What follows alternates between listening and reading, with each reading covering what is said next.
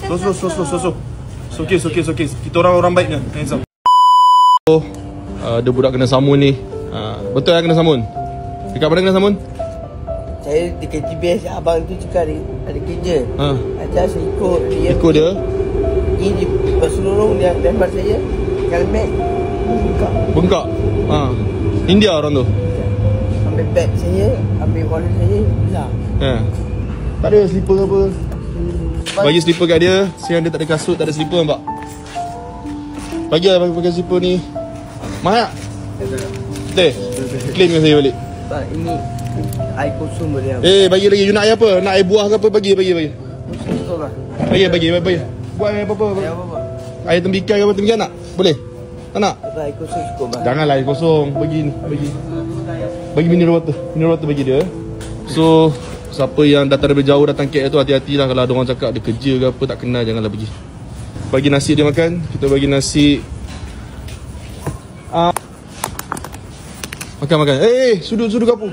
Ada sudu ada. Tepi tu. Pakai sudu lah ke basuh tangan dulu?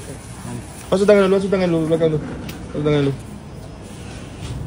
Makan slow, makan slow.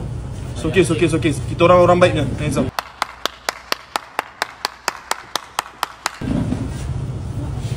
Mak Ayah tahu tak kamu datang KL? Mak Ayah tadi. Tak ada. Mak Ayah dah tak ada. Ni minum sikit. Kamu sangat saya nak ikat. Minum sikit. Slow. Okey. Ikat sikit. Bagi dia naik Grab pergi TBS, dia bayar. Lepas tu bagi dia cash sikit, dia bandar lah, dia beli tiket kat sana. Makan slow dia. Saya dekat OQ je. Ada? Saya dekat OQ, saya belajar dalam masalah. Oh, you ada dekat okay. You belajar ada masalah. Go hospital. Saya semua orang minta makan tak bagi. Semua orang minta makan tak bagi? Saya malu tak saya pernah macam ni tau. Tak apa. It's okay. Tak apa. Tuhan ada dengan kita. Relax. Oh, bayar. Seingatlah.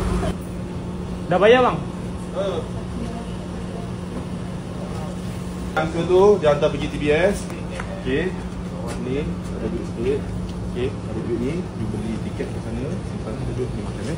Okey. Dah.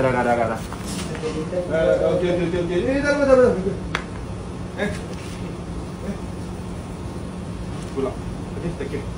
Terima kasih kak. Terima kasih lah. Kita semua orang mereka tak bagi.